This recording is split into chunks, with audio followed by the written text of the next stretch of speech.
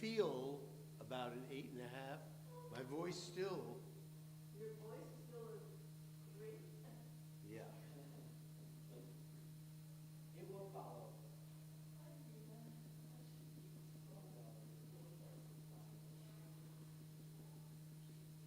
Yeah, what we're talking about now. This is gonna be a modern talk, it's gonna be what's happening right now. Yeah, you're gonna do your service on, what's happening right now. Yep. I knew it by the different truck.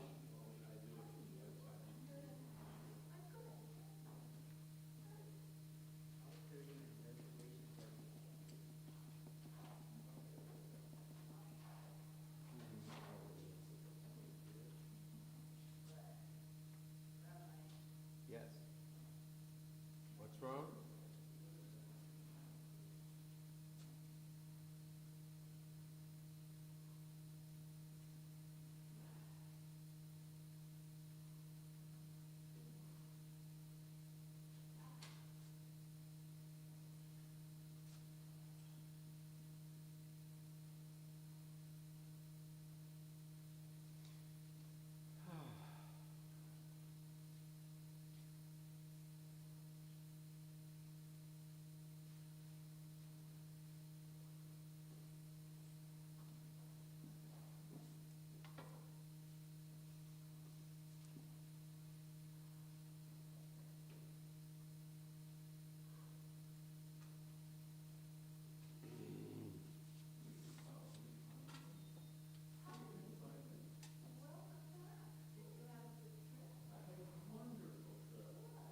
Good morning.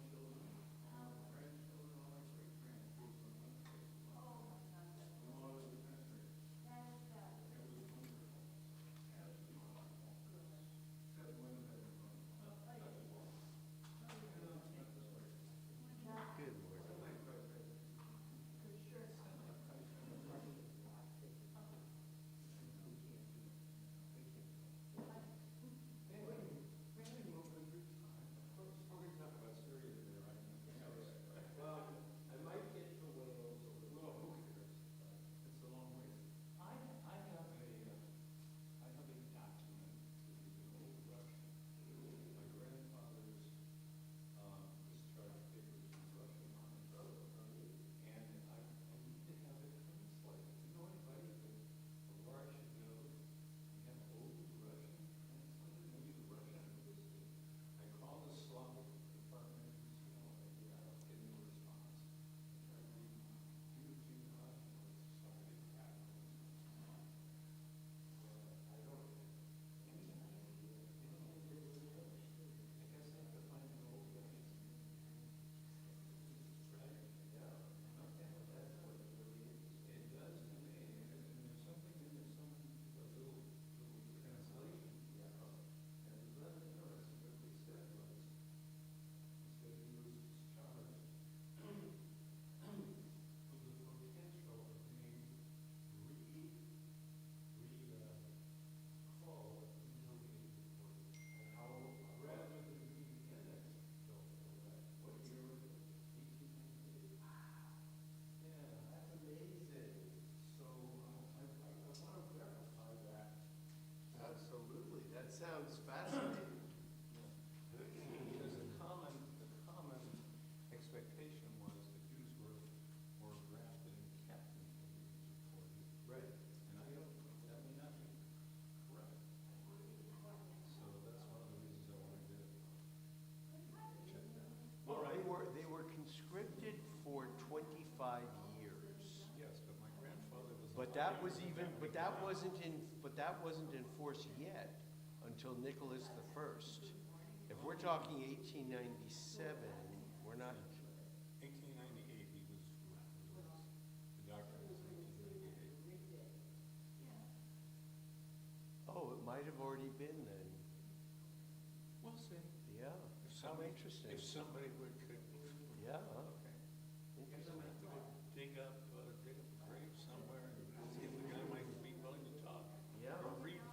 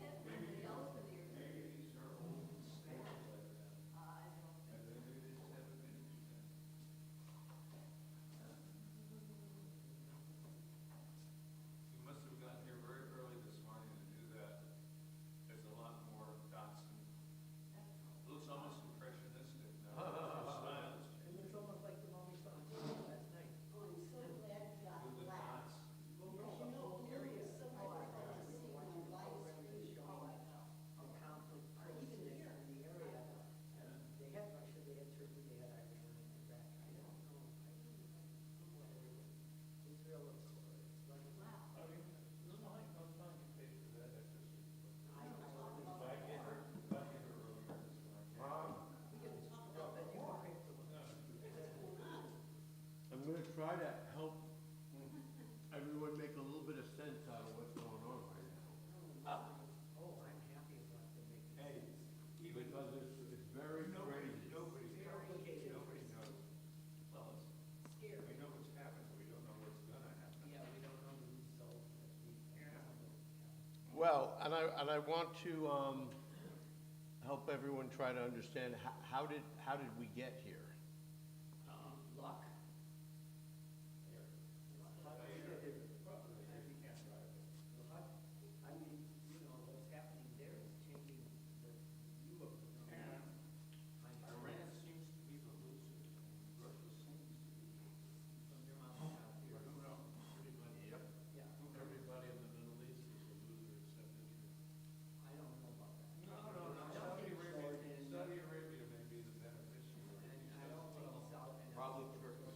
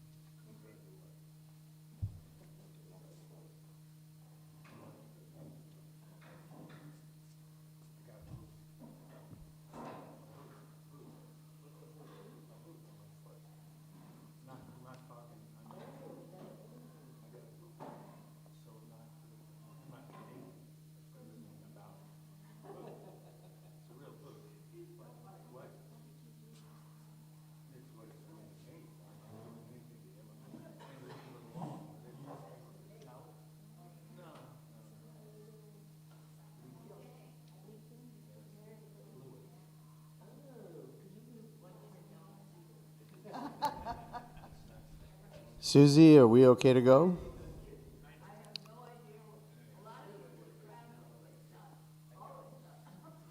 Okay, well, that's fine.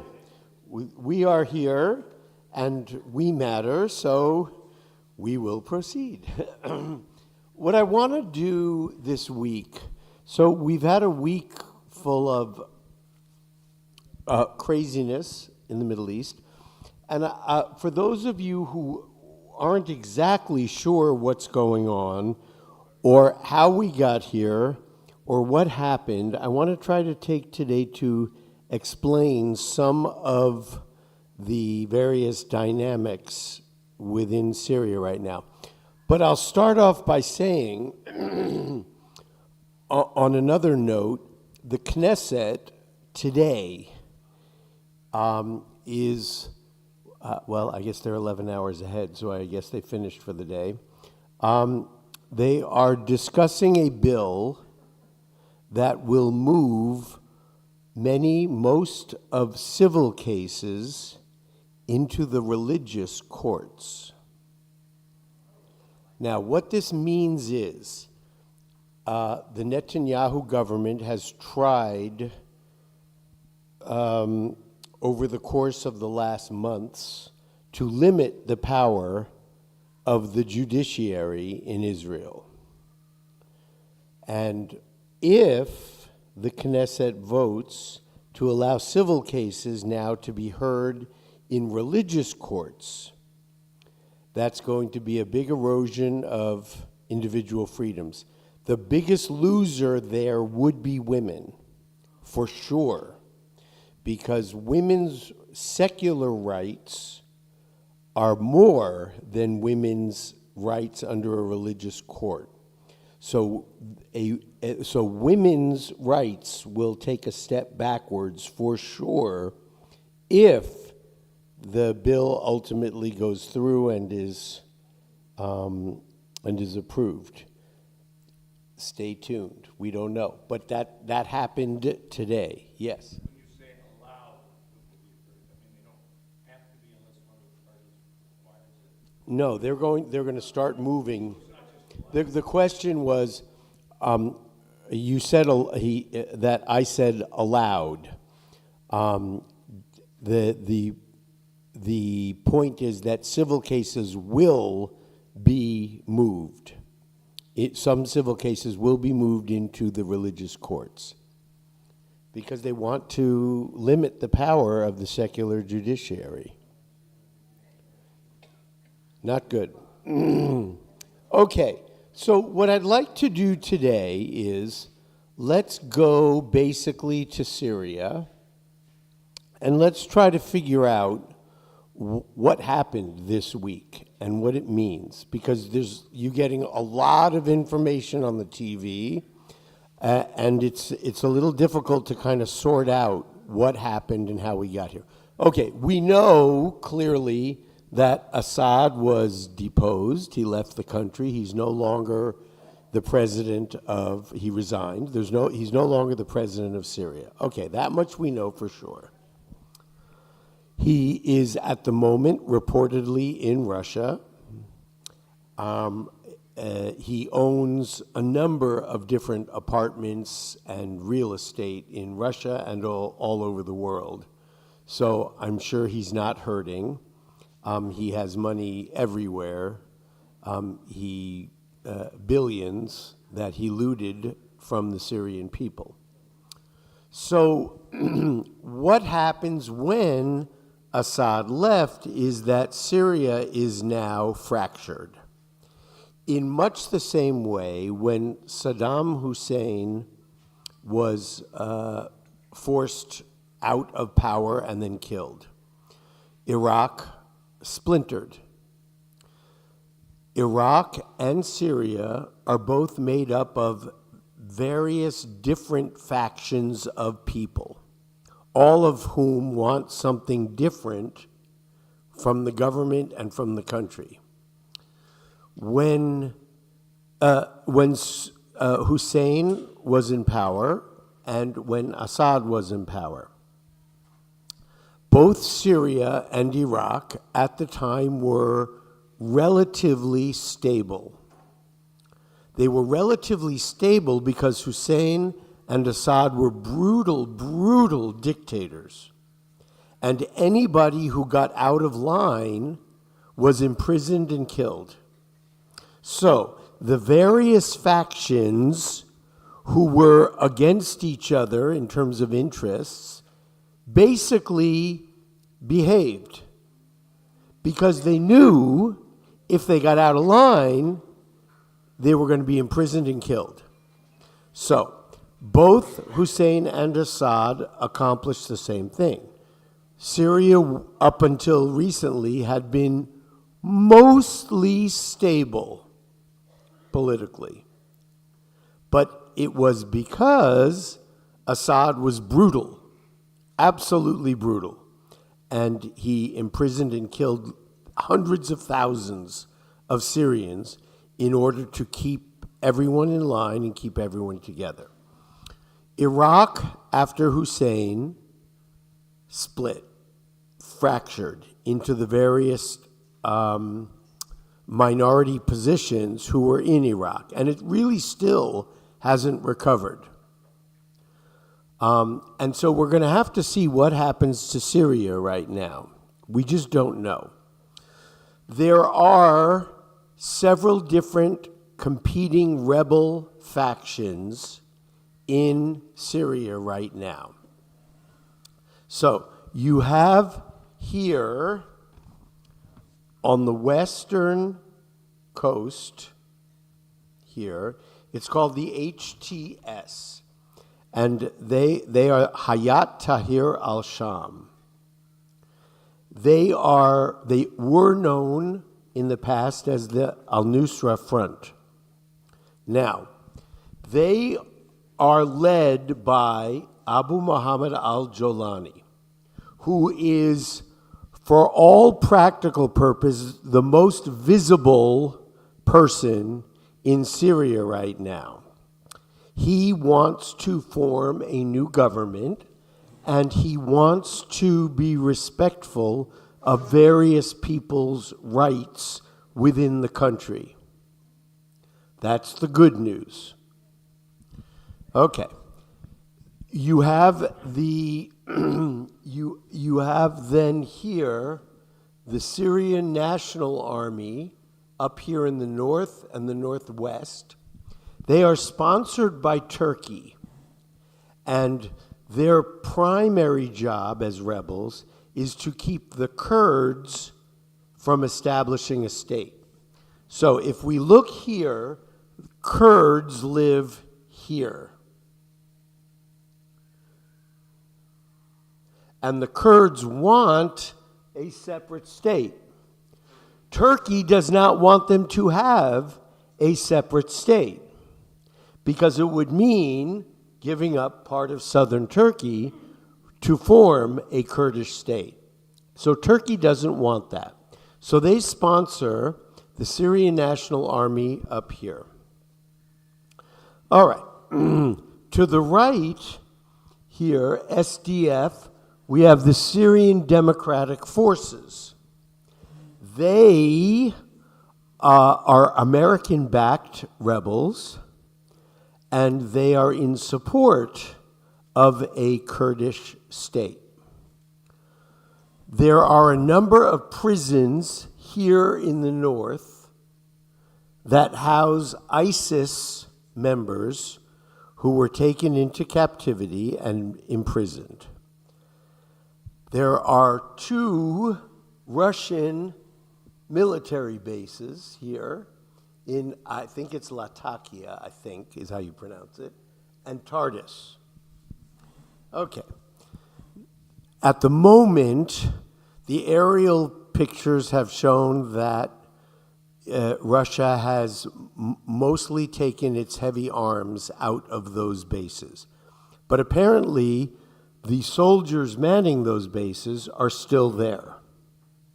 They haven't been seen as having evacuated yet. And Russia is trying very hard at the moment to keep those bases. They are speaking to al-Jolani to try to make sure that they get to keep those bases. Why does Russia want those bases? Russia wants those bases because it's a way for Russia to get access to Africa. So these bases are right in the middle, in the sea, right off the coast, and it allows them access to Africa. Okay, having set that up, let's talk now for a minute. Iran has been sending weapons to Hezbollah through Iraq and Syria, right? Through Iraq and Syria to Hezbollah. All right, how did that happen? So Iran is a Shia Muslim nation, majority Shiites, right? Iraq is a majority Shiite nation. Syria is a majority Sunni nation. Most of the Syrian Muslims are Sunni. So how is it that Iran got weapons through Syria, because the Sunnis don't like the Shia and the Shia don't like the Sunnis? How is it that Iran got weapons through Syria to Hezbollah? The answer is the majority population of Syria is Sunni Muslim. However, the Assad family are Alawites. And the Alawites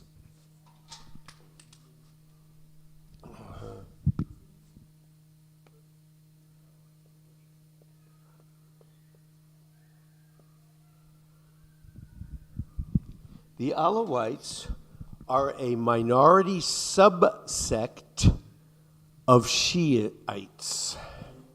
They are a minority subsect of Shiites, of Shia Islam. And so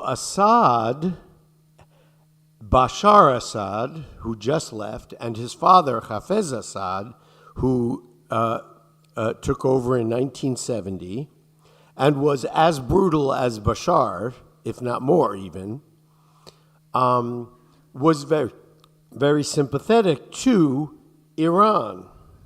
So you had a Shiite and Alawite route from Iran across down into Lebanon. Now, al-Jolani and the HTS, which, as I just told you, is called the Hayat Tahrir al-Sham rebels, they are Sunni. And they have already indicated, al-Jolani already said, we're not having anything to do with Iran. We're done.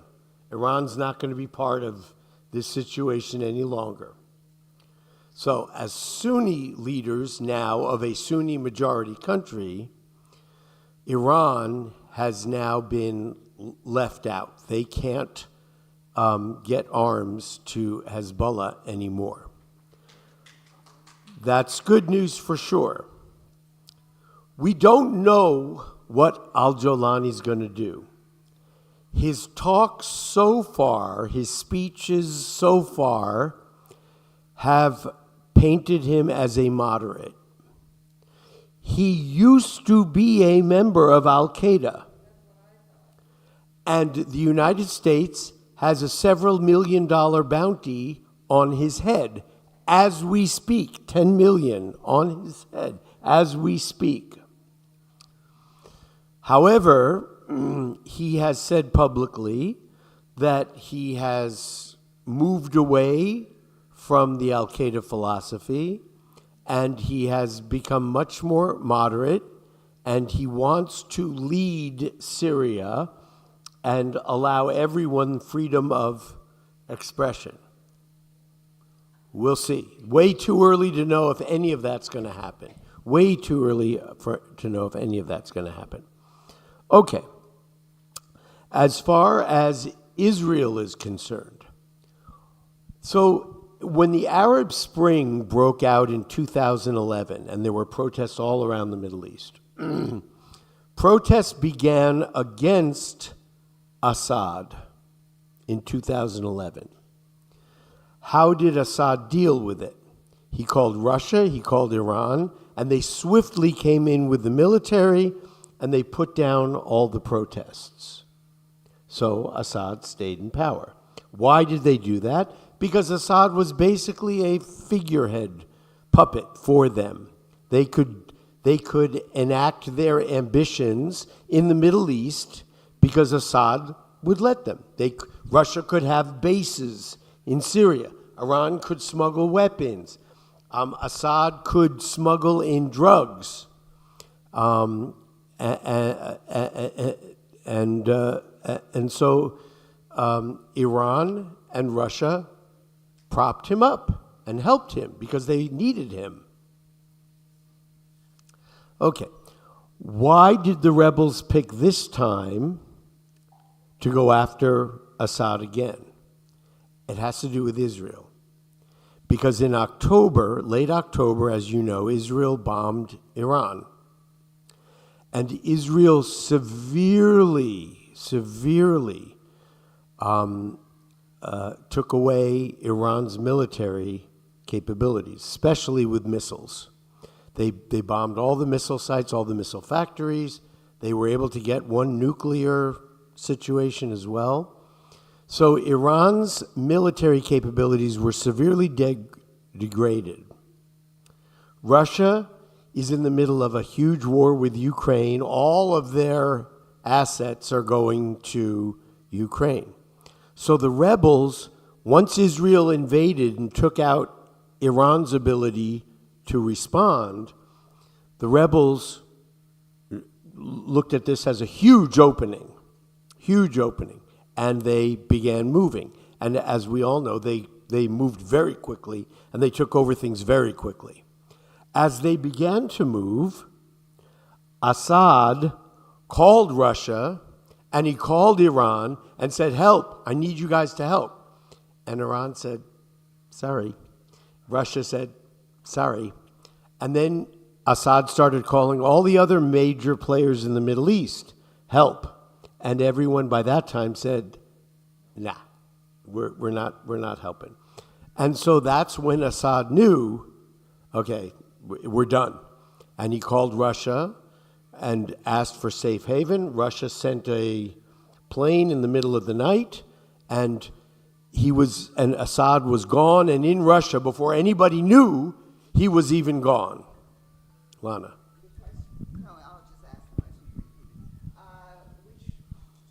Which group is the rebels a part of? Which group is the rebels a part of? So the current Al-Jolani is the HTS. He is the rebel leader of, I'm trying to remember this name, Hayat Tahrir al-Sham. That is the rebel group over which Al-Jolani is the leader, and he is now sort of the de facto speaker in Syria. But we don't know how the other rebel groups feel about this, and we don't know if they're going to sign on to this as well. So all we know for the moment is that at this particular second, Al-Jolani seems to be kind of, sort of, maybe in charge. He's in Damascus, and he's got the seat of the government, basically. But the other rebel groups have a fair amount of power. He's going to, I think, he's going to have to negotiate with them. They're going to have to come to some kind of consensus and figure out who's going to run the government and how it's going to be run. At the moment, Israel has moved very quickly to fill the power vacuum here at the Golan Heights. Who was there since 1967? It was a Syrian peacekeeping force, the Syrian army, And there was a demilitarized zone right here at the Golan Heights. And what Israel said as soon as Assad left is, recall that when Assad left and the rebels moved in, the Syrian army, the government Syrian army, basically laid down the arms. They said, we're done. And they have now been given amnesty by al-Jolani and the Hayat Tahrir al-Sham. They've been given amnesty. Okay. When Netanyahu saw that, he told the IDF, move quickly, go. Occupy the demilitarized zone right away, because we have no idea what this new Syrian army is going to do. So the IDF moved very quickly and is now stationed in that demilitarized zone of the Golan Heights. So Israel has secured the Golan Heights. Has everyone in here been to Israel and seen the Golan Heights? Most everyone has, yeah. Okay, good. I remember when we were there, I kept thinking, what's all this fuss about the Golan Heights? What's the big deal? And then we went up, and then we looked down on all of Israel. It's like, oh, I get it. Oh, I get it. All you have to do is lob bombs right down into Israel from the Golan Heights. Yes. Somebody else said it's like being on Mulholland Drive and lobbing it down onto Ventura. Yeah, kind of. It's like being on Mulholland Drive, lobbing it down onto Ventura Boulevard. Yes, kind of it is. It is. Yes, Zisel. In warfare, if you control the heights, you control the valley, everything between. Absolutely. Zisel said if you control the heights, then you control everything underneath you. And that's absolutely true. Absolutely true. Okay. So where we are now is that Israel, Turkey, and the United States are at this minute bombing Syria. And each one wants something different. What does Israel want? Israel went after all the chemical weapons that Assad had hidden. Israel wants to make sure that whenever the Syrian government gets reconstituted and the rebels have power, that nobody can come after Israel with any kind of war weapons that Assad had. So Israel is taking out chemical weapons as well as conventional weapons that Assad had. Turkey is bombing because it doesn't want the Kurds to get any power. He doesn't want the Kurds to jump in and now start pushing for a Kurdish state. The U.S. is bombing because what has happened in most of Syria is that Assad's prisons have been liberated. And there were a lot of terrorists imprisoned in Assad's prisons. The U.S. is mostly worried about the prisons up here in the north, which is where all the ISIS fighters have been imprisoned. So the U.S. is bombing to make sure that ISIS cannot reconstitute under a rebel leadership.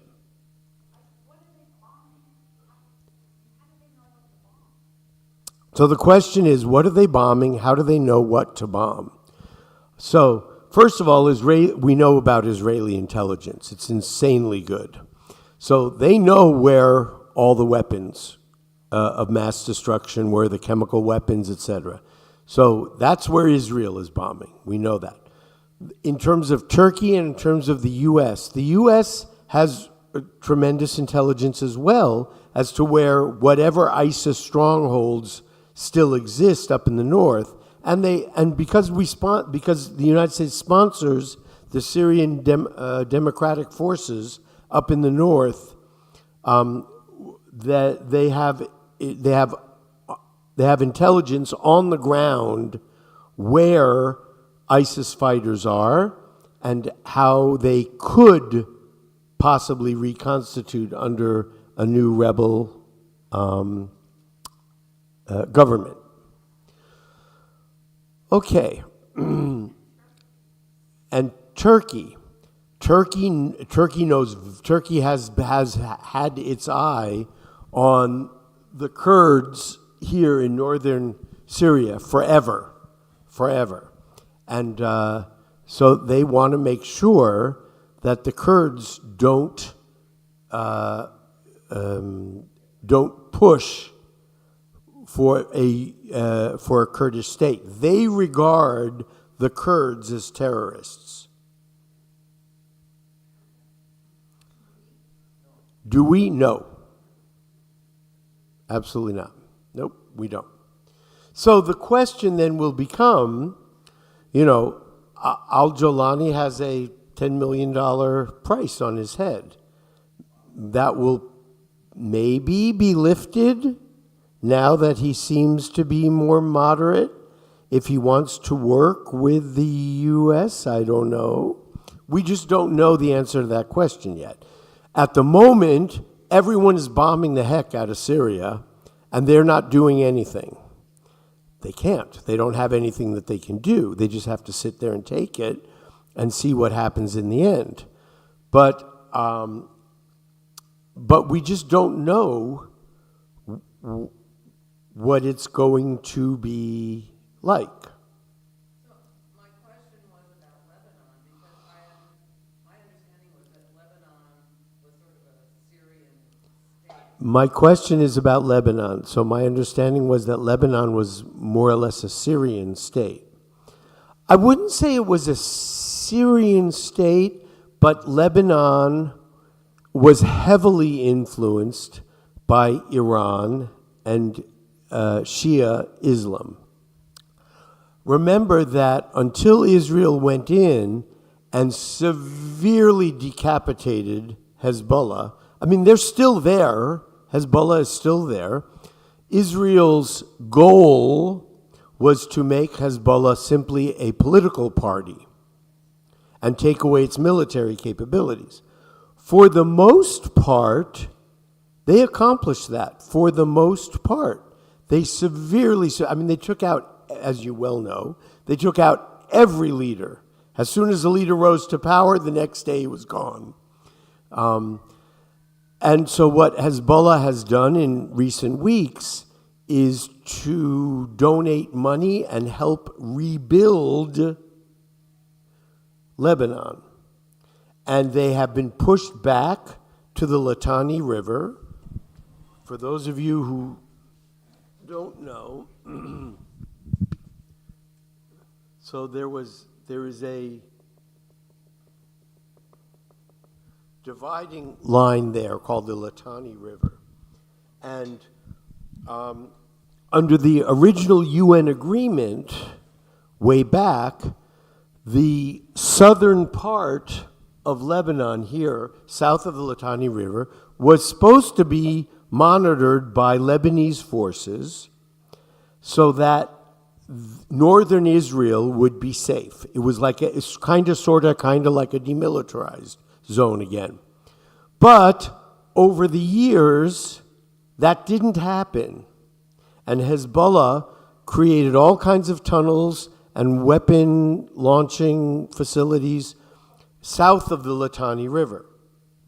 So what Israel did when it went in is it pushed Hezbollah way back over the Litani River and then created basically this demilitarized zone again that Israel monitors. In the same way now that Israel went in and created the new demilitarized buffer zone that is being handled by Israel in the Golan Heights. All right. So, let's see.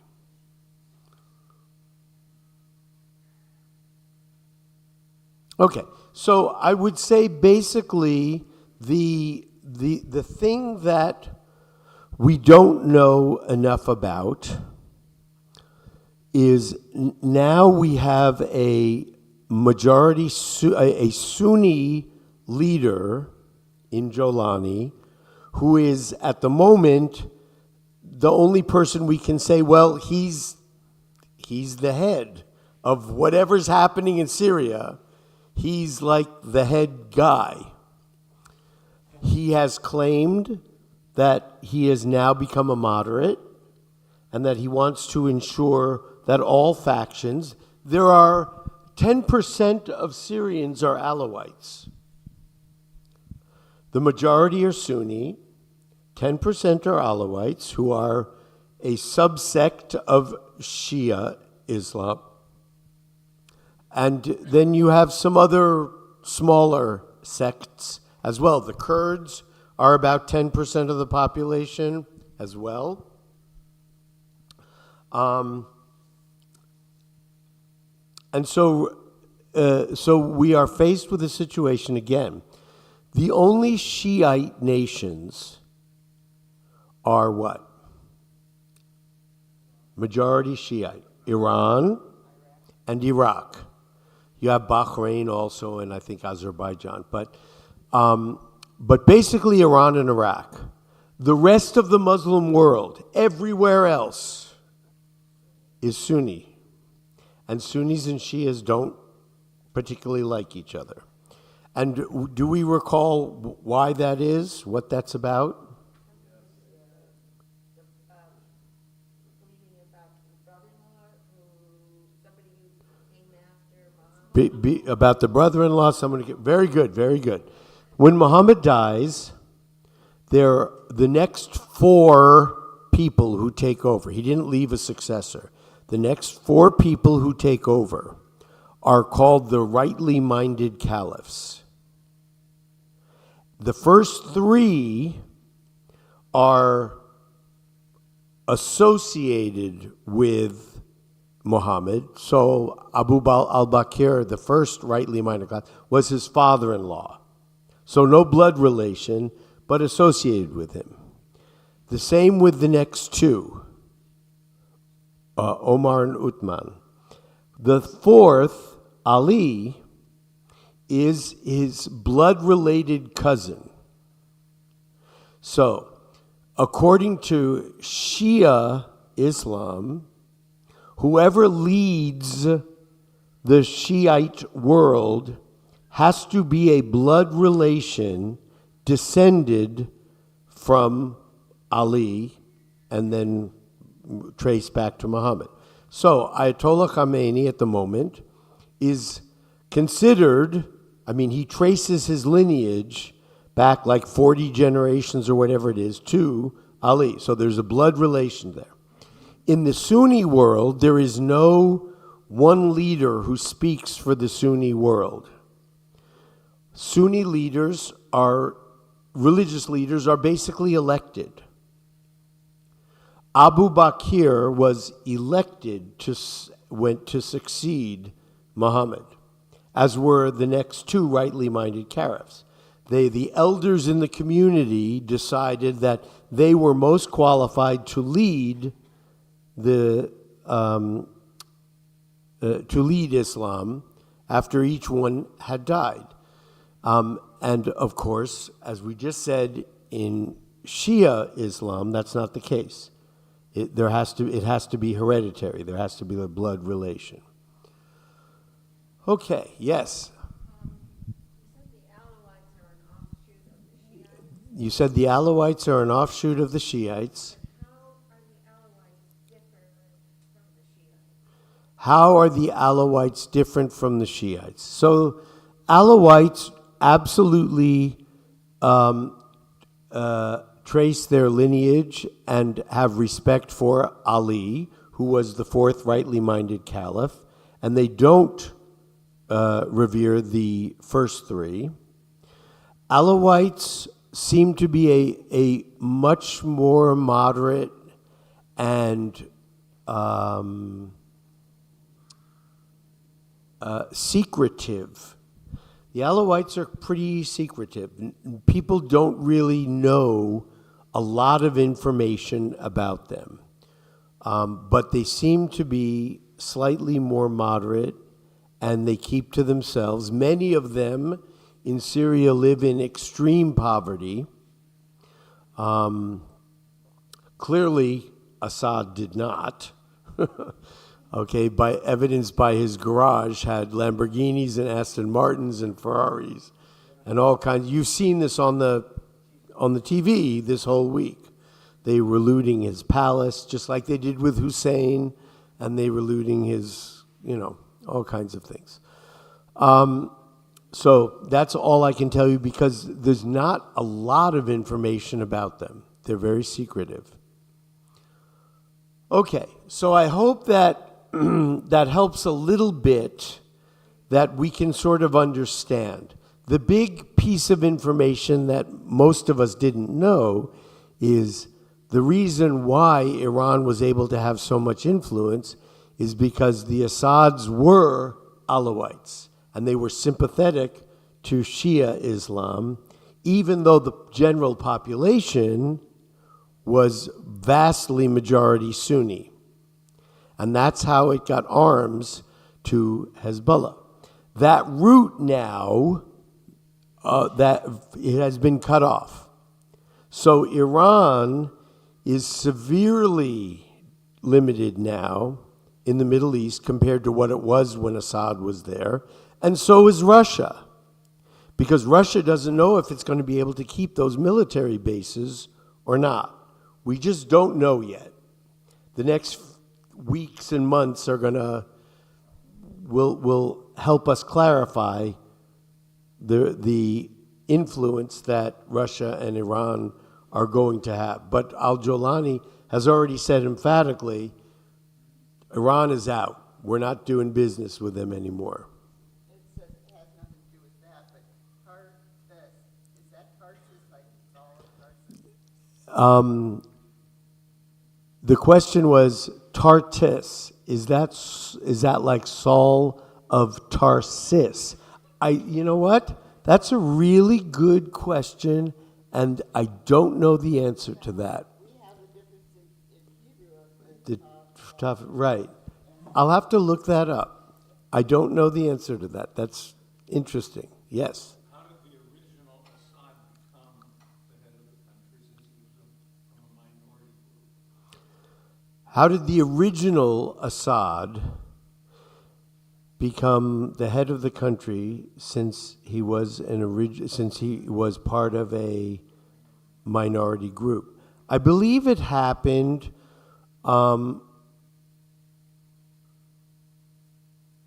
You know what? I don't want to give you wrong information. His father Hafez, Right. the political and military leader who kind of solidified the Alawites' rule on. Yeah, but how did he solidify in 1971? How did he solidify and take? Yes, I know. You know what? I'll have to do a little more research on that. I'm sorry. I should know that, actually. But it's a good question. But once Assad takes over, then he had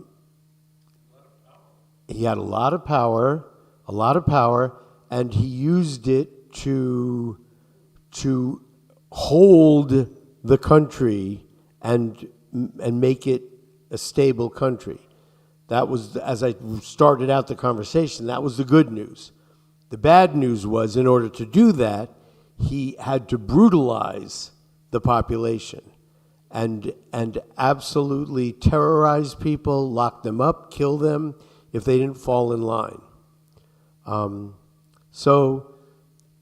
As I said in the beginning, we're going to have to see now, because Syria is now fractured and splintered, and we'll have to see if al-Jolani or somebody else can come in and hold the country together and allow for various disparate groups to live together peacefully.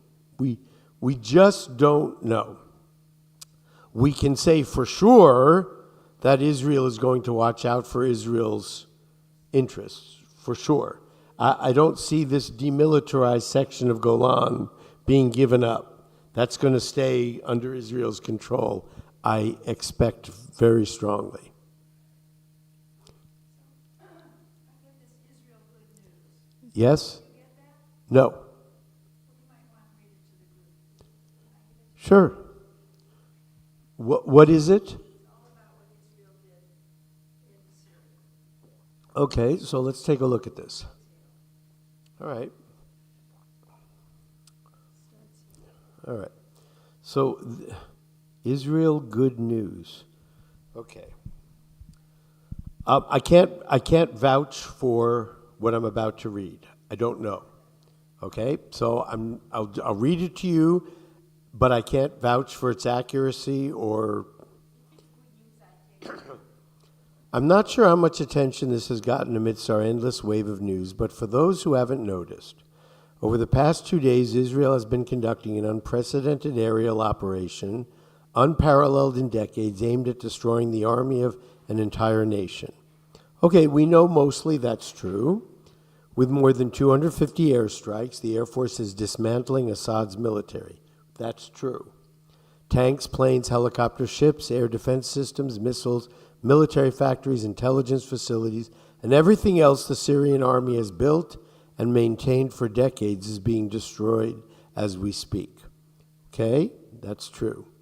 Israel has made a strategic decision to obliterate all advanced and strategic military capabilities remaining in Syria following the collapse of the regime.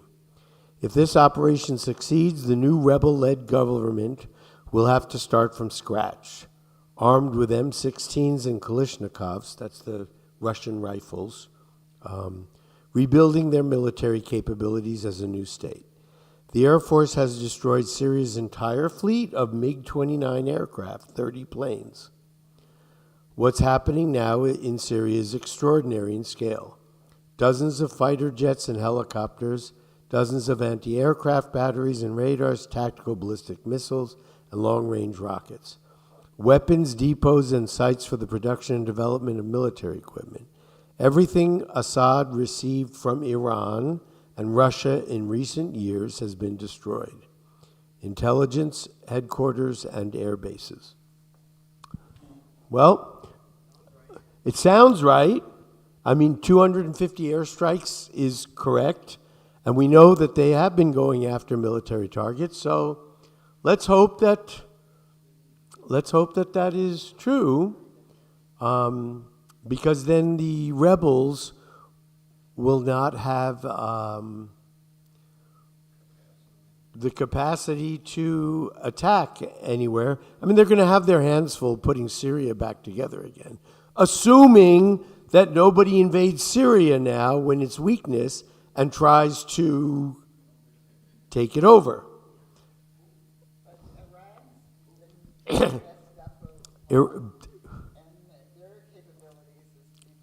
Iran's capabilities have been diminished greatly too.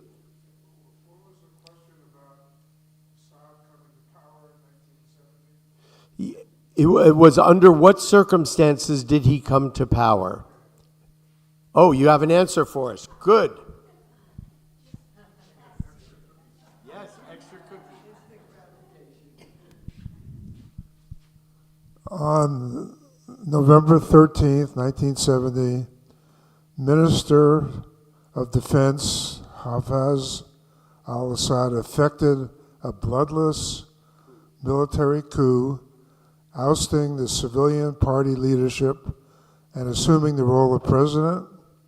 He moved quickly to create an organization, infrastructure for his government, and to consolidate power and control. And there's the answer. So it was a bloodless coup. He ascended to power, and then he took control with an iron grip. Zisel. Just thought we kind of glossed over it, but essentially now, due to Israel bombing of Iran, Iran is defenseless.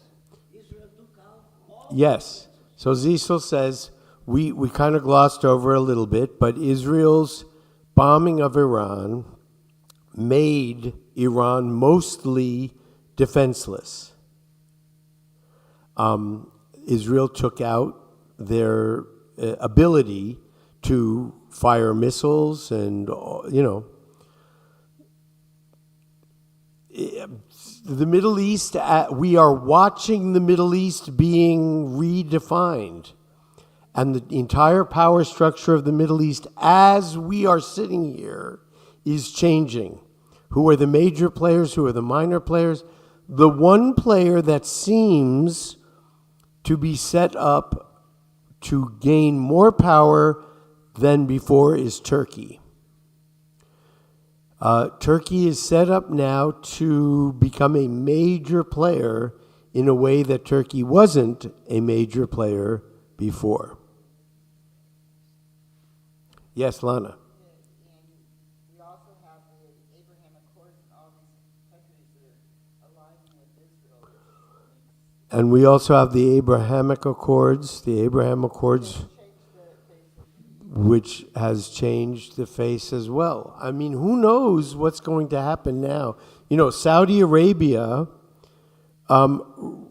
was inching closer and closer to a peace deal with Israel, and they backed out and said that until there is a Palestinian state, they're not going to do it. But now that Iran has been taken out of the picture so much, who knows what's going to happen moving forward?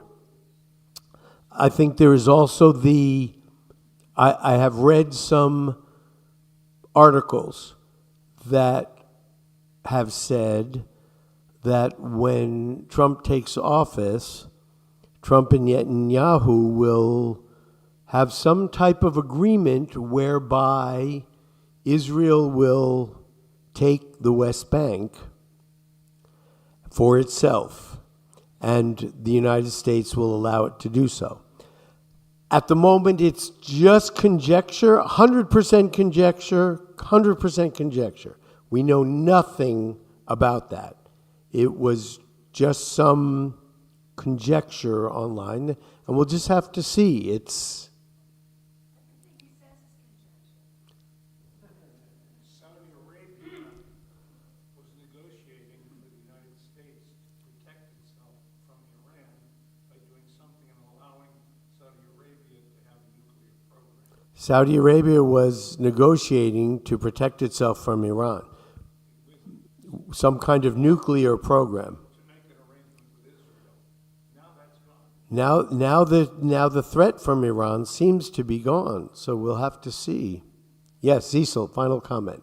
Well, the comment is that the Arab Gulf countries are a whole lot closer to Israel because of their The Arab Gulf countries are a whole lot closer to Israel. Yes, that's true. I mean, this may be the springboard for some more movement from the Arab countries to make overtures of peace with Israel. Wouldn't that be a wonderful thing? Wouldn't that be a wonderful thing? Or the Messiah is coming. Please God. Okay, everyone, have a beautiful week.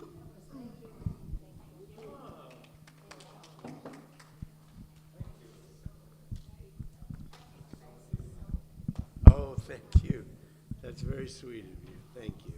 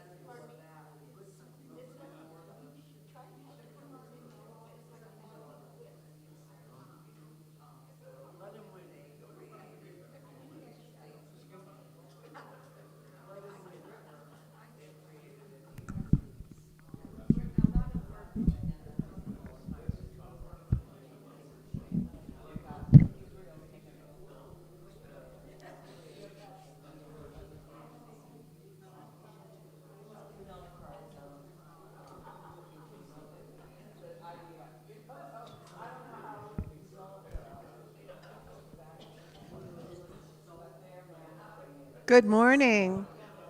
I feel like there's no way I can match this. That's amazing. Great. Okay, I'll see you next week.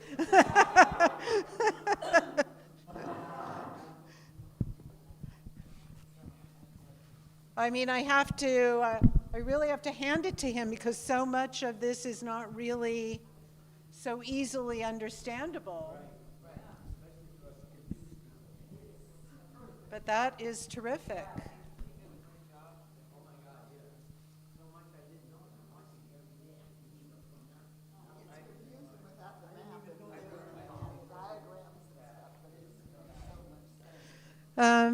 This morning in Minyan, we were talking because we always do a prayer for the Israeli forces, and then we conclude, as we do every service now at Adat Ariel, with Hatikva. And there was a discussion about the fact that right now Israel is basically in the process of saving the world. It's not even funny. Like all of this that they're doing with regard to Syria and all of these areas are things that mean a great deal to the well-being of the Western society, and it brings me to mind of my dad, alav hashalom, who was a great historian, and basically said to me when I was in my 20s maybe, you need to be really careful about what happens with certain aspects of Islam because back in the 1500s they got as far as the gates of Vienna. And that's the conversation that he had. So he said, never take for granted what the intentions are that never go away. So you got a lot of this today. And yeah. Yes, that conquering the world has gone on for a long their intention of conquering the world has been going on for a long time, but we don't take it seriously enough. So it's great that you were able to learn some of these things today. I don't have anything like that to share this today. We'll do the blessing for learning, and then today what we are going to talk about are the ethics of personal health. So get your different thinking cap on, and that's what we'll do. Please join me in the blessing for learning. Baruch atah Adonai Eloheinu melech haolam asher kidshanu b'mitzvotav v'tzivanu la'asok b'divrei Torah. La'asok b'divrei Torah. Sok, la'asok b'divrei Torah. So yeah, I owe that too. I owe you those last three words. So here we go. Would anybody like to pass out? Not pass out. Thank you. Oh yeah, pass around. Thank you. Pass around is much better.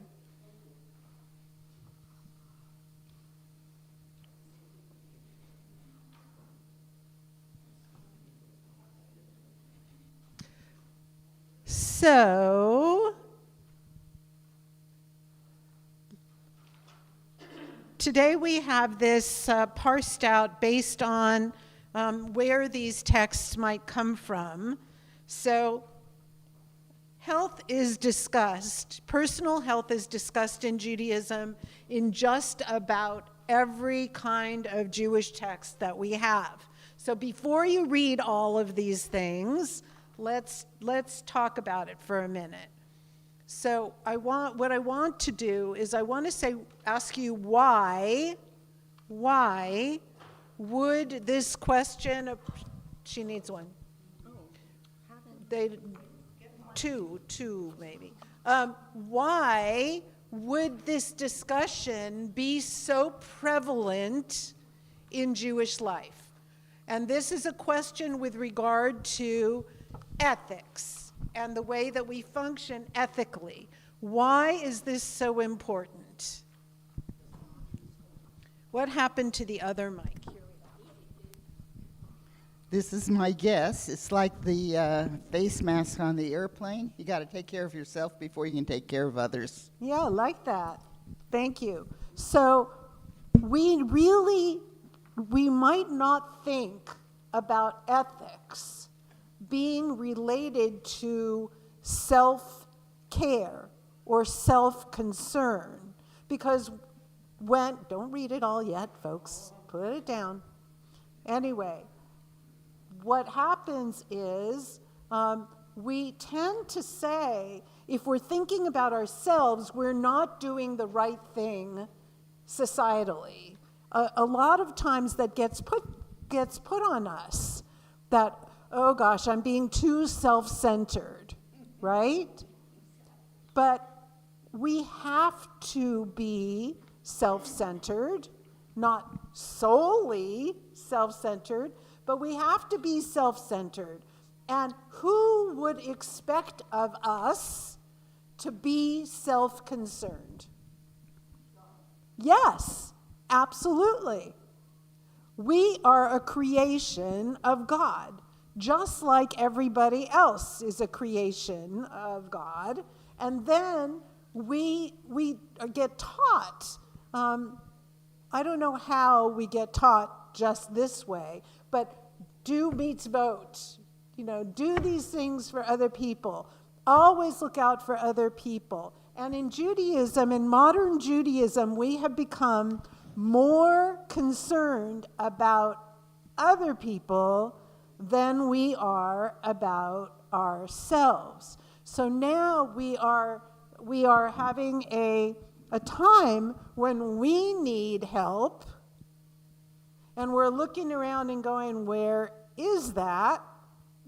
And we realize that we need to not just give up on doing good things for other people, but included in doing good things for other people needs to be making sure we are healthy and we are safe, right? So now we'll jump into this, and you won't be making me mad by looking at the text anymore. So would somebody be willing to do how to live healthfully and read everything, down to the next? You're going to do it, Lois, right? I'm happy to do it, sure. Okay. So start with how to live healthfully. Okay. How to live healthfully. Halakha. Serving God requires one to take... Put the mic all the way up. Okay. Yeah. Halakha. Serving God requires one to take care of their body. Rambam, the great 12th century rabbi and physician, instructs us as to how to maintain our health in order to serve and know our Creator. Think about that. Health in order to serve and know our Creator, right? So that's the underlying thing. Okay, go on with Maimonides. Since. What do you mean, over here? He's Rambam. Okay. Since maintaining a healthy and sound body is among the ways of God, for one cannot understand or have any knowledge of the Creator if he is ill. Therefore, he must avoid that which harms the body and accustom himself to that which is healthful and helps the body become stronger. They are as follows. A person should never eat unless he is hungry, nor drink unless thirsty. He should never put off relieving himself even for an instant. Rather, whenever he feels the need to urinate or move his bowels, he should do so immediately. This is real. Yes, it is, very real. Okay, thank you very much, Lois. This is real. So, what are being told here? Maintain our health in order to serve. Hold on. I live in Calabasas, and we're not sure whether we're ever going to get evacuated. So, I need to find out from my husband. Is this an emergency? I'm teaching. He'll let me know. If it's an emergency, then it's a problem. Okay, so we need to maintain our health in order to be able to do all the great stuff that we're supposed to do in the world. So what do you have to say about his very clear discussion about how we need to take care of our bodies? Anybody? Come on. How many UTIs can people get, right? And we human beings get those because they're holding on, right? So Maimonides is saying, folks, think about the most simple thing you can think of, and then make sure you're taking care of your body in a way that you should, which means that not everybody right now has to get up and run to the bathroom. However, if you did need to do that, it would be incumbent upon you from a religious perspective to take care of your body, say, excuse me, and go. Susie. The only thing I might question here is drinking when you're not thirsty, because we're supposed to drink a certain amount. Okay, so you have to take into account that he lives in the 12th century. Oh, Susie said the only thing that she's not sure about is the drinking of water, because we are all told that we're supposed to drink a lot of water. These people were not drinking water. Water wasn't safe to drink for the most part. They were drinking beer and wine and different kinds of things that they produced that would not have bacteria in it. So when you're talking about Maimonides, you're talking about somebody who didn't have a bottle of, whatever kind of thing that they're selling in the grocery store. I'm not going to, whatever kind of water, or doesn't have a soda stream at their house, right? It is a different generation. But do you want to say something? I was thinking about one other aspect of this. Okay. A ethical problem. On the first one, right? Well, taking care of yourself, and why it's ethical to take care of yourself. As I'm getting older and finding more and more problems, it is incumbent upon me to be as healthy as I possibly can, so I'm not a burden to anybody else in my family. Okay. That is an ethical choice as well, to try and do your very best to stay as strong and as healthy as possible. So, anything else about this? Yes, Lois. Being very picky right now. I'm being very picky at this moment in reading this text, because the references are, first of all, to a person, and then everything else that follows is he. He should do this. He should do that. He should, So I just wanted to know, is it possible to update that, or is that written in stone? So this is, he writes in Hebrew in the 12th century, and if we are going to quote him, we need to quote him. And we need to be able to use our own sensibilities to realize that even up until 1967 or 1970, when people were writing things, they still said he and meant everybody. So it's not, this isn't Maimonides' way of saying that only the men should stay healthy. It's just, yeah. So nowadays we would they, them, you know, whatever. But it's, I don't think that his intention No, I don't was, think so yeah. either. I just was Yeah. reading it with the eye of today, you know, Mm-hmm. and thinking about it now. But when you're quoting scholars, you have to quote them the way you can't redo what they've written. You can redo it in your mind. Cecil. Actually, the idea about being healthy and all that goes way back. The Romans had a saying, mens sana in corpore sano, a sound mind in a healthy body.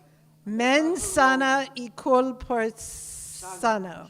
Mens sana in corpore sano. And what's the English again?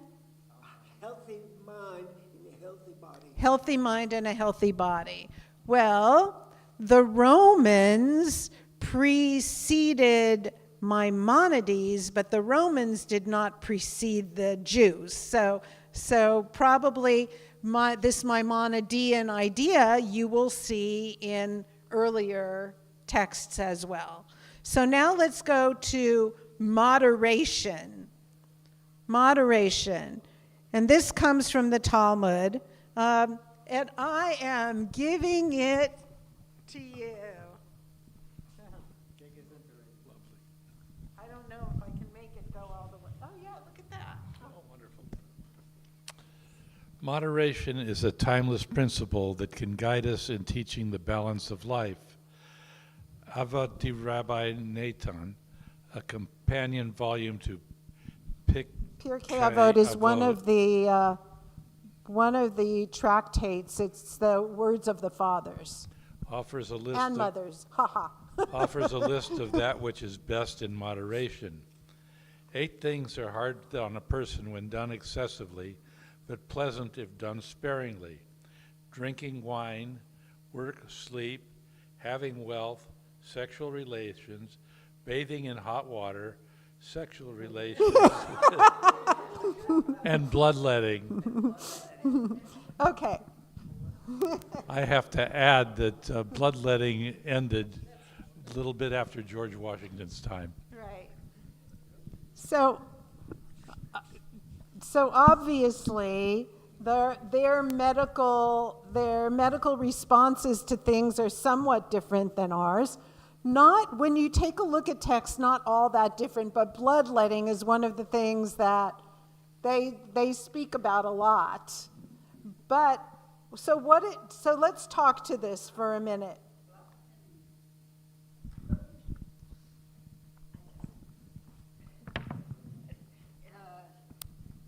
We don't use blood letting, but we use blood thinning for people who have problems with heart. Yeah. Thank you.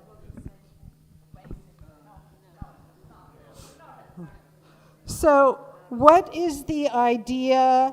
Let's talk about his idea, about the idea. The idea about doing things excessively or doing things in moderation. Anybody have anything, any example of that?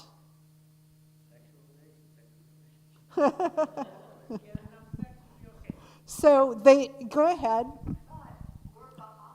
Workaholics, that's a really good example. Everybody has a responsibility to work and to sustain themselves and to do the things that they need to do. But if you do only that or you do too much of it, it has a tendency to really take a lot out of your life. Relationships and health all of those kinds of things. Good example. Excessive sleep, especially in older people. Many times is a sign of depression, and it's while normal sleep of 7 to whatever they say, 8 hours is good. Okay, good. So if somebody is sleeping too much, it may be indicative of something that is not right. But obviously, everybody has to sleep and needs to get enough sleep to be able to be healthy. So when I was a teenager, I'm going to tell you a story I probably shouldn't tell. But I've always been like this. I just share. So when I was a young teenager, it was in the 1970s. And one of my cousins gave me marijuana cigarettes. And I put them in my boot, and I took them home. And being the kid that I was, when I saw my parents, I took them out of my boots and showed my parents. I was a good kid. So my father, Alava Shalom, who's also a rabbi, said to me, Leslie, it is okay for you in your life to experiment with things. That's part of living. And so thank you for showing this to us. You will probably have a number of times in your life where you will want to experiment with things. And he said, but you need to be extremely careful in experimenting with things in life. There are going to be things that come up that you really should not be around at all. And you're going to have to learn how to make a decision that is responsible for what's okay to do and what's not. And then the example he gave me is, these things you're showing me, they're not very dangerous. But if somebody offers you something that's in a pill, that's very dangerous. And so you need to start to be cautious about what people give you and what decisions you make. My father was an amazing person because he could have said something that would lead a teenager to just say, oh, you're going to tell me that? I'm going to do exactly the opposite. And we all probably did some of that, right? But that's not what he did. But he did teach very clearly about the difference between something that is moderate and something that is really, really can be dangerous in its lack of moderation. So that's my story, and I'm sticking to it. Of course. Come on. I was a kid of the 70s. This is stuck. This isn't. So, my mother did something similar. When I was growing up, my parents smoked when I was very young, and then they stopped. Also when I was pretty young, so I barely remember. So they smoked cigarettes? They smoked cigarettes.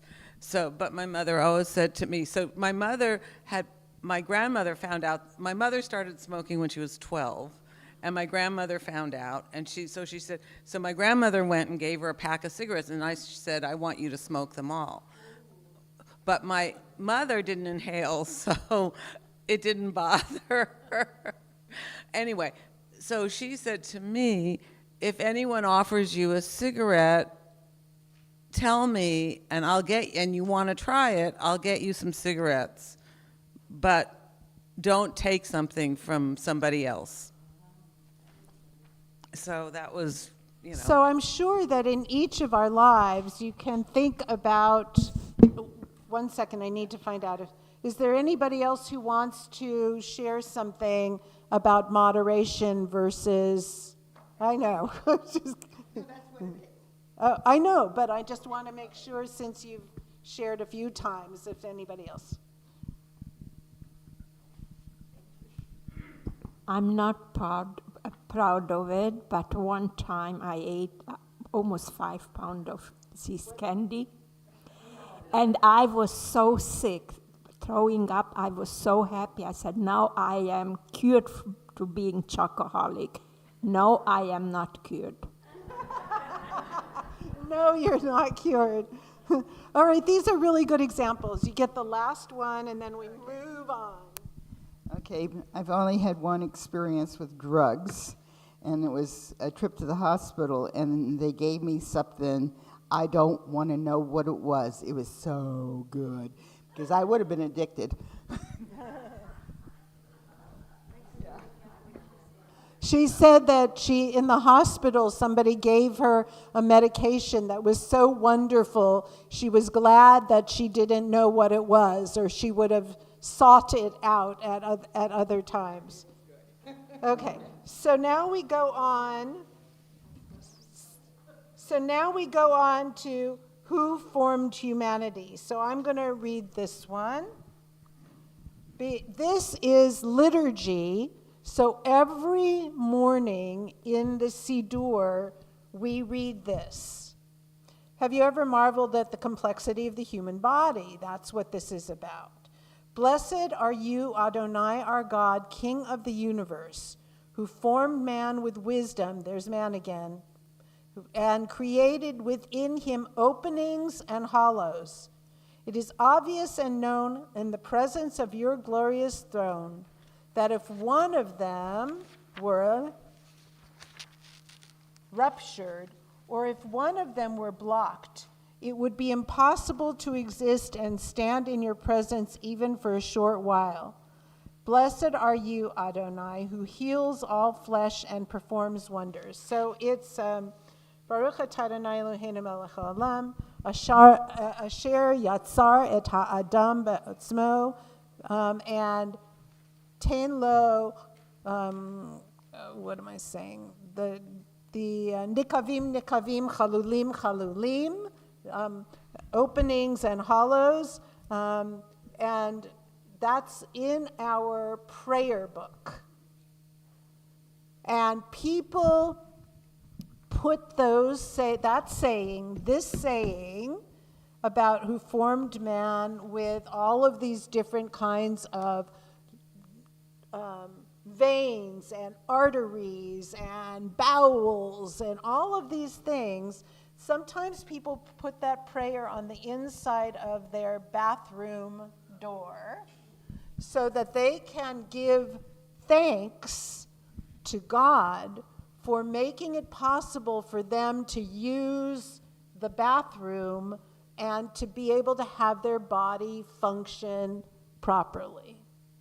So this particular text, and the reason I wanted to read it, is that in our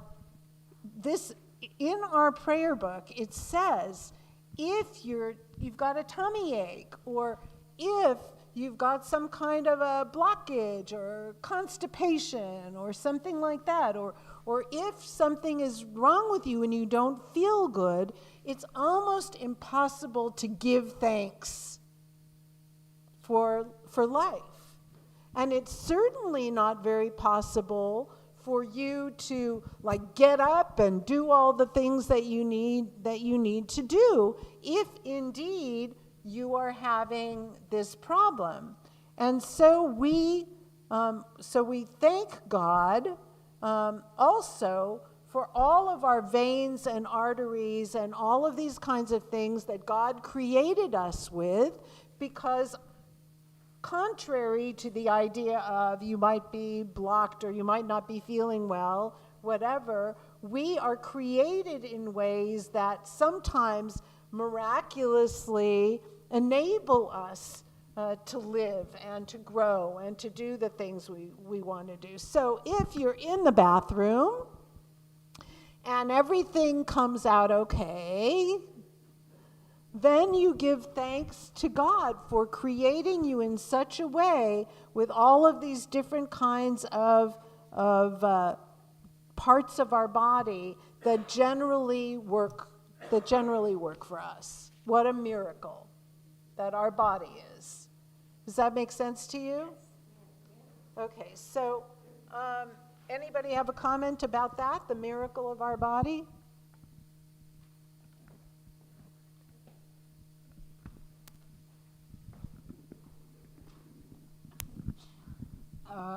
I just think that it's such a beautiful part, being part of a religion that asks you to give thanks every day, every morning, for those simple facts of life. I think it's beautiful. Thank you. I think that even if you don't open up a prayer book and read this in Hebrew or English, that it's something that we need to learn, which is part of what we have talked about with regard to ethics, which is not taking things for granted. So if we appreciate ourselves, we appreciate what we can from our bodies, we appreciate waking up in the morning and having another day on earth, if we don't take those things for granted, but we appreciate them, they are an ethical statement. They're a statement of giving thanks and care, which is what ethics is, being there for ourselves and others. So in Judaism, we also have this. Modeh ani lefanecha melech chai v'kayam, shehechazarta bi nishmati, bechemla rabla, what's the last word? What? Yes, thank you. The bracha is, we give thanks to God, modeh ani lefanecha, we give thanks to before you, God, since you have brought me back in life, and I'm translating from the Hebrew. You've restored my soul to me, bechemla rabba, with great dedication and thankfulness, and we have a sense of faith in that. So I don't even know why I forgot the last word, because my father would sing this to me every single morning. But the idea of waking up in the morning and not going, ugh, my back, like I slept in the wrong way, or not first doing those things, but to first say, yay, thank you, I'm here. This is terrific. I mean, but really, shouldn't we be doing that? Because there ain't no guarantees. So it's very nice. Bridget. Some people say I'm on the right side of the ground. I'm on the right side of the ground? Okay. Okay. Zisel. Well, this isn't about Israel or the things, but hopefully it's uplifting in some way. Just a point of clarification that I really didn't know for a long time until I happened to read about it. The Modeh Ani prayer that we just talked about, it talks about restoring my soul. And I came to learn that it comes from the idea that when you are sleeping, your soul leaves your body. Therefore, for you to be alive in the morning, that soul has to come back. And that's part of the Modeh Ani, you have restored my soul. I don't think that they actually meant literally. It's like shutting down a computer, or putting it on sleep. That's it. You put down yourself goes into another kind of way of existing, so that when you wake up in the morning, you reclaim that other way of existing. But yes, I mean, it's a different soul experience. So, okay. So, would somebody read Ancient Health Tips?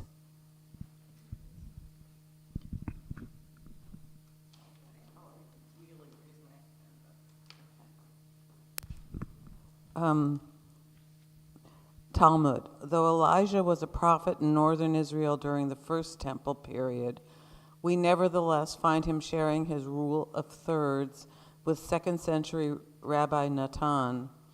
The Babylonian Talmud records various pieces of health advice offered by the prophet Elijah and later rabbis.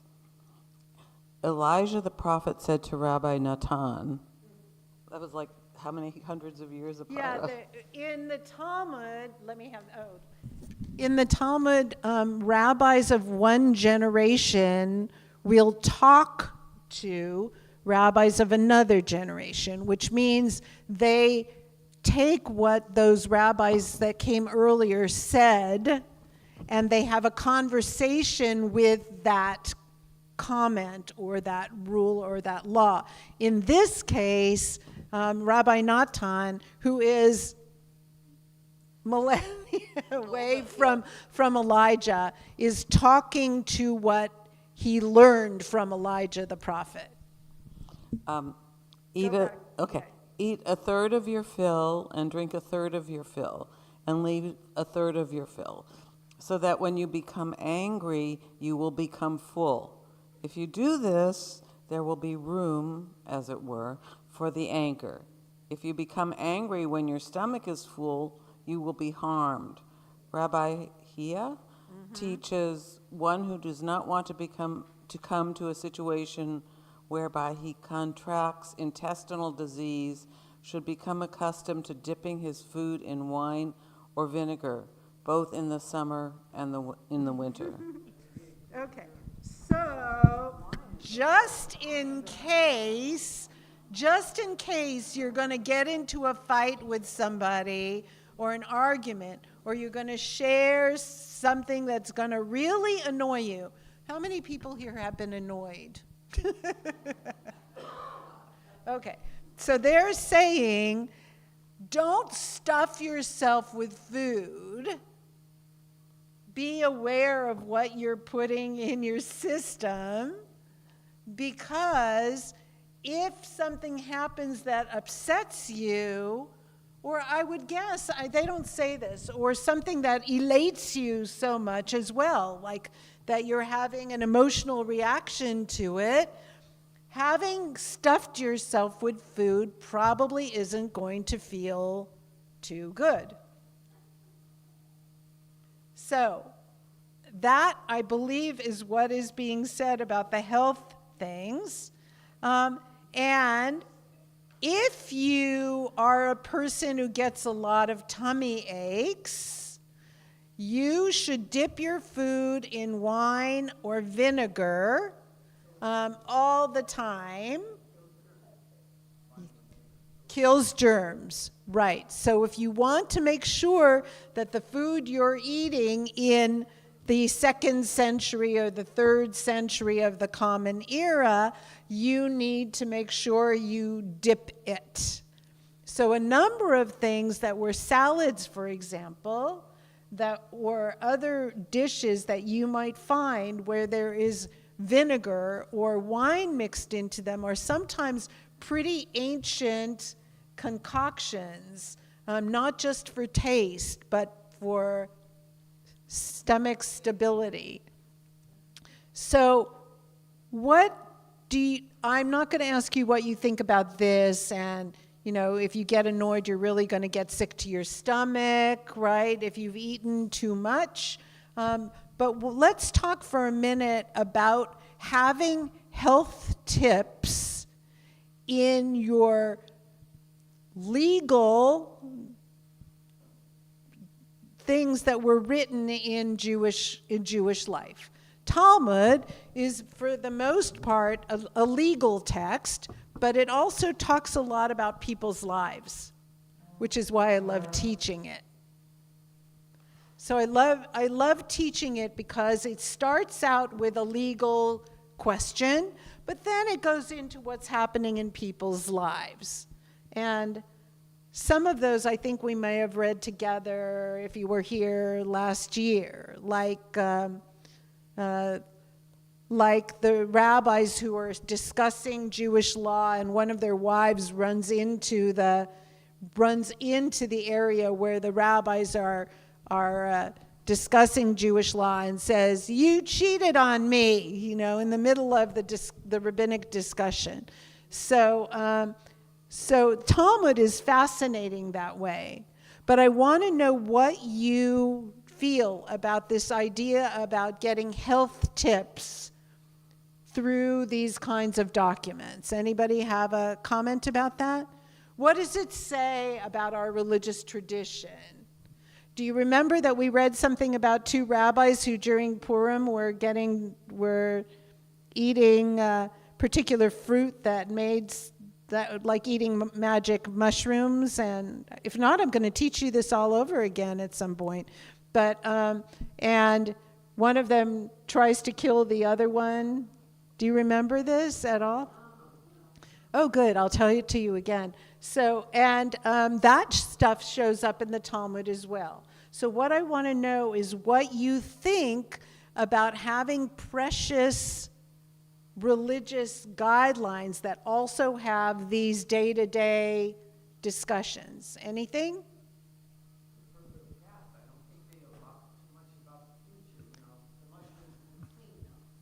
Right. Right, but they put it in a religious document. I guess that's what I want to ask about. 1 second, Zisel. Well, as I was perusing the paper, I think I maybe got a little hint on it, which was that by taking care of your good health, you have more attention available to think about ethics and religion and to live an ethical life. Okay, so you think that maybe that would be why they would have those conversations, take care of yourself like that. Okay, Bridget and then Zisel. I have to take turns. I don't think I would necessarily trust advice from the Talmud. I mean, my first thought would be, I'll get this confirmed somewhere else. You mean that kind of thing you wouldn't want to trust, right? Okay, yeah, it's ancient texts, but some of them are still good, and even if the fact isn't there that we're supposed to put vinegar and wine on everything, we do talk about having, 1 second, Zisel, I'll be right with you. We do talk about like not overeating, what kind of things that can do to you. Do you think that it's potentially possible that if people overeat, then if they get upset about something, it can cause an indigestion? Well, then it's still good. And when you get that kind of indigestion, it throws you off track. Okay. Well, this discussion kind of brings forth the idea that the rabbis that we study about are just as concerned with heavenly matters as earthly matters. And that is really important when you live up in the heavens and you live on the earth, very balanced. I like that. It's heavenly things and it is earthly things. We're moving on. Okay. And then, but hold on to it. It might work for the next one too. Okay. Okay, who would like to read? You can read, though. Protecting both body and soul. Protecting both body and soul commentary. The Torah commands that I'm sorry, I have problems reading because my eyes. Look out for yourself and guard your soul, and exceedingly, the 7th century Torah commentary, Ki Yakor. I'm by, sorry, it's too small, right? No, it's just that I have a little blurriness. By Rob Shlomo Ephraim ben Aaron Lunschutz, answers the question of whether the Torah requires one to be more careful of their body or soul. Look out for yourself and guard your life exceedingly. Guard yourself means look after your physical body. It does not add exceedingly as it does after the second part of the verse, which refers to guarding one's soul, because one must be ever careful to protect one's soul than one's body. Okay. So it's saying that when they say guard yourself in this text, it means that you look after, and this is what Zisel kind of alluded to, right? It's both.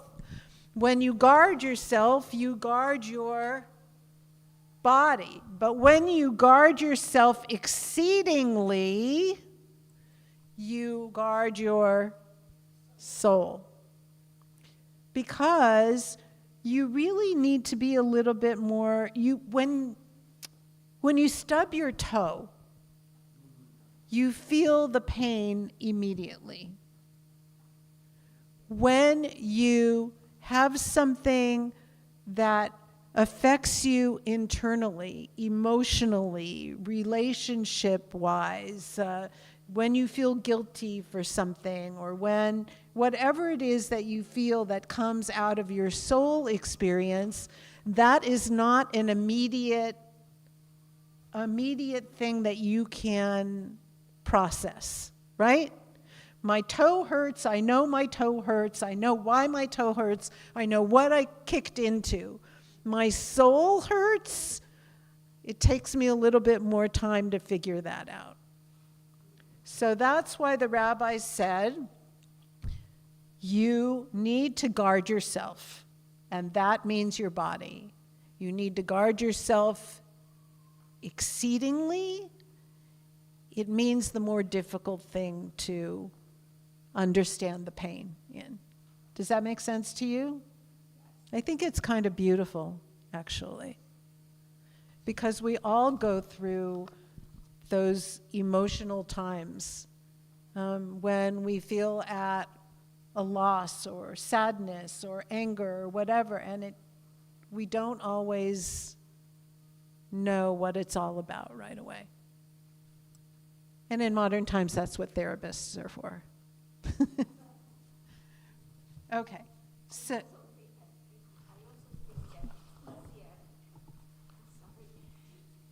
I think it's easier to recover from a physical pain than emotional pain. So maybe, so maybe that's why we have to guard twice. Yeah. Anybody else have something to say with regard to this? The difference?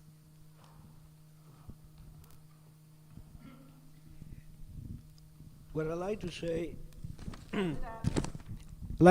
is at the very end of the paragraph of Halakha, those who trust in the eternal will renew strength.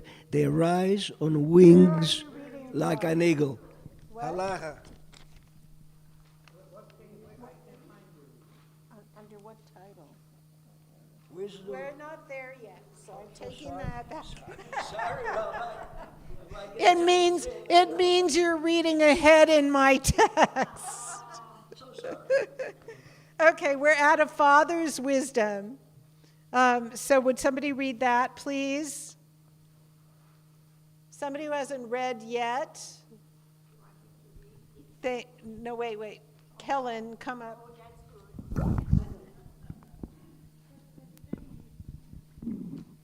A Father's Wisdom, Talmud. What health advice would you like to give to the next generation? The Babylonian Talmud in Tractate Pesachim records the 3rd century Rav sharing his own wisdom with his son. Rav said to Haya, his son, "Do not get into the habit of drinking medications, lest you develop an addiction, and do not leap over a ditch, as you might hurt yourself in the process. And do not pull out a tooth, but try to heal it if possible. And do not provoke a snake in your house to try to kill it or chase it away. And do not provoke a Gentile, as this too is dangerous." So the interesting thing, we'll go back to what he wrote. It tells you a little bit about the time in which he lived, but Rabbi Chia turned out, because his father talked to him this way, turned out to be one of the most wonderful, sensitive, kindest people ever. And the way that you see that in the Talmud, if you ever get a chance to read it, is that he was a great father to his daughters. And he actually was a person who was really honest with them on a day-to-day basis of, what they should expect, including when they got married. So it was the father, Chia, who was there for his 2 daughters. I don't think he had sons, but for his 2 daughters, very closely, to take them seriously, to try and guide them, and to not shy away from discussing any topic with them that they would have questions about or want to know. And so it's very interesting that his father, Rav, that rabbi, taught him how to try and share wisdom. So what do you make of what Rav said? Don't get it. This is a modern one, right? My father said the same thing. Don't get into the habit of drinking medications lest you develop an addiction. I mean, basically, that's what we're talking about. And that nice medicine that you had in the hospital, it was a really good thing you didn't find out about it, right? So this is probably in the 4th century of the Common Era. So we're in the, So it's a long time ago. So, and what about this parental thing? Don't leap over a ditch, you're going to hurt yourself. What does that remind you of? Look before you leap. Yeah, it might come from that. Who knows? Well, they always say that Jewish parents are too protective. I think all parents mostly are protective, so don't do that. And here's where you get to the generation in which they live. Don't pull out a tooth, but try to heal it. Why? They don't have any dentures or implants or anything like that. So he's trying to tell them, try to get over it if it hurts. And, right. What? Oh, it could be something, and they didn't have floss either. So who knows? And it was a difficult time. It was a difficult time with Roman particular leadership during the time that these rabbis were practicing. So you don't want to go out and you don't want to provoke somebody that could be very difficult with your life or with your community. So yes, don't provoke some of that. No. Nowadays we actually are being taught something else, which is to be proud, to be strong, and to stand up, right? It's a different time, and you learn different things. But, Yes. Anybody want to say anything about Rav and Chia? Yeah, a real snake. No. I was thinking about the talk that African American parents have with their children, not to provoke the white people or Well, police. That it comes, from I other think that- cultures as well. I think that in many, yes, but people also are more apt to have personal pride or strength, and that's I think that that's a good thing that needs to grow for all people. So yeah, it was a real snake. They had asps, They lived either in Jerusalem or in Babylonia, and in both of those places, there were a lot of snakes. Not snaky people. They probably had that too. Okay, now wisdom from the land of Israel. What health, what? Yeah, we were just, no, the snake is a snake. Like a snake. Okay. What health tips did what tips did the ancient rabbis of the land of Israel have to offer? The Jerusalem Talmud in Tractate Kiddushin is the tractate about weddings, etc., collects rabbinic wisdom for how to live a healthy life for both body and soul. Rabbi Nehorai says, I am leaving aside all trades in the world and teach my son only Torah. For all trades support a person only in his youth, as long as he is in possession of his powers. But if a person is afflicted with sickness or a measure of suffering and cannot continue working, he dies from hunger. But the Torah is different. It honors him and guards him from all evil in his youth and gives him a future and hope in his old age. What does it say about his youth? Those who trust in the eternal will renew strength. They rise on wings like an eagle. So what is Rabbi Nehorai saying?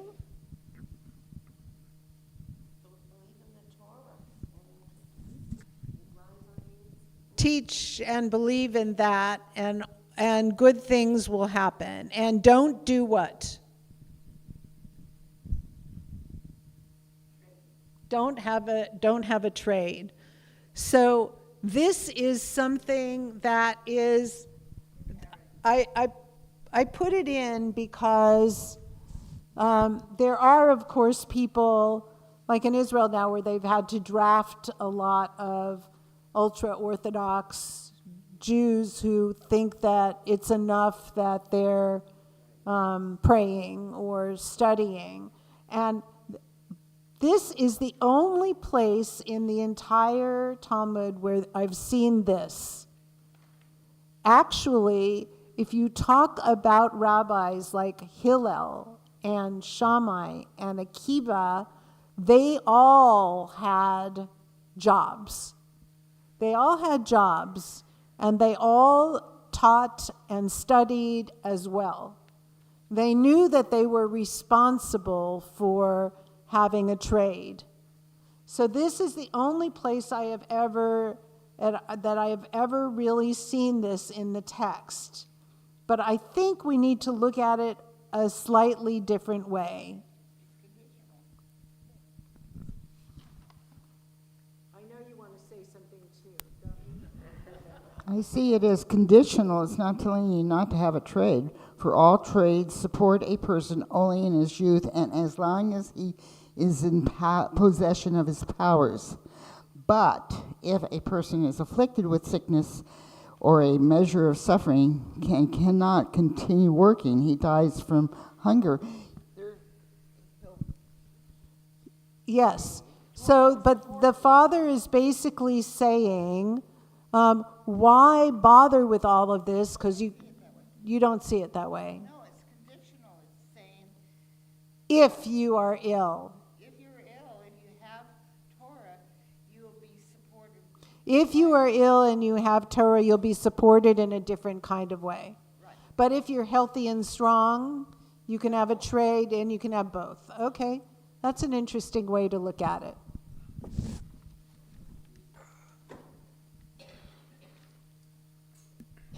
A number of years ago, when Israeli planes took the Ethiopian Jews out of Ethiopia and transported them to Israel, many of the same Jews quoted this passage: those who trust in the eternal will renew strength. They rise on wings like an eagle.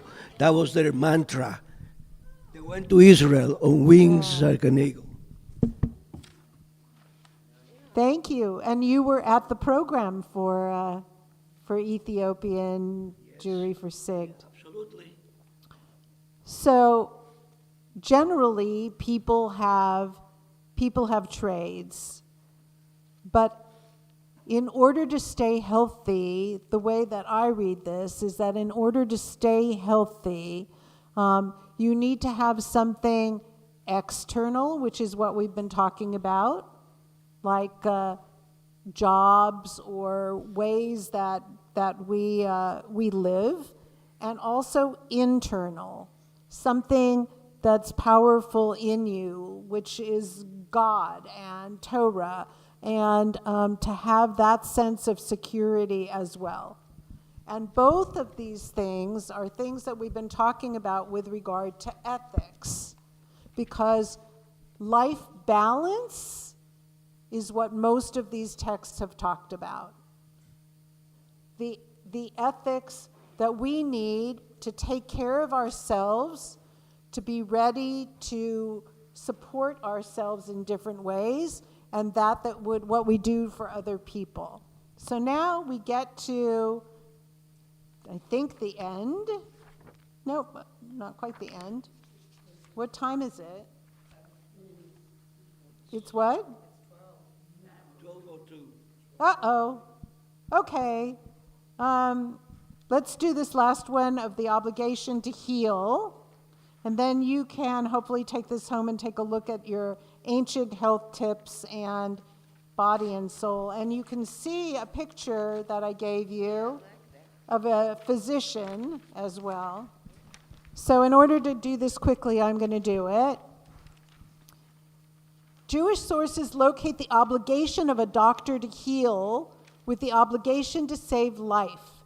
Joseph Caro, in his authoritative 16th century legal code, the Shulchan Aruch, discusses the religious duty of a physician to heal and the consequences of medical malpractice.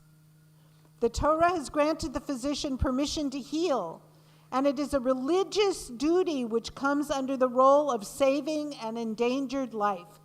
If he withholds treatment, he is regarded as one who sheds blood. And even if there's someone else who can heal him, for not from everyone does one merit to be healed. Nevertheless, one should not occupy himself with medical treatment unless he is an expert and there is none other greater than he. For if not so,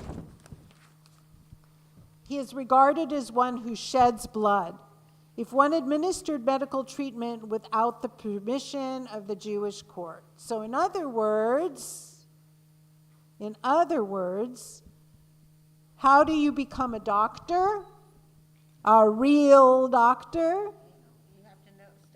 You have to study, you have to know, you have to be accepted. It's like getting your degree. The community has to see that you are someone who really knows their stuff in order to become a doctor.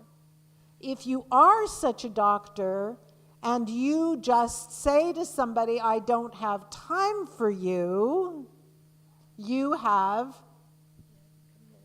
shed blood. If you are a fake and you haven't been accepted by everybody, but you decide to take on that person, you also have a problem because you might be shedding blood. So you better know your stuff, and when you know your stuff, you better take the Hippocratic oath that was there in ancient times, that came with the permission of the court, to be somebody who would always be there for people in need. Now, the last thing I want to say about this isn't just a suggestion, it is a law in the 6th century. It's a law which brings together God, talents, and obligations, all of which leads us once again back to the idea of ethics. So we didn't finish today, but I suggest you take this with you and take a look at the other things. And thank you for being here with all of us today.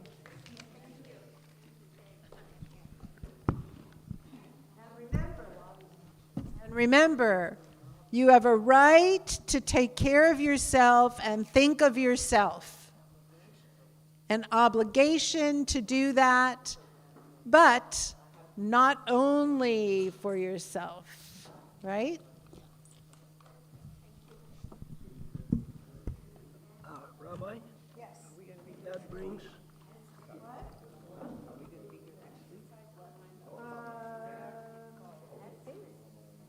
So, we have one more week before break. Susie, we have one more week before break, right? Hillary, I think it was Hillary, says,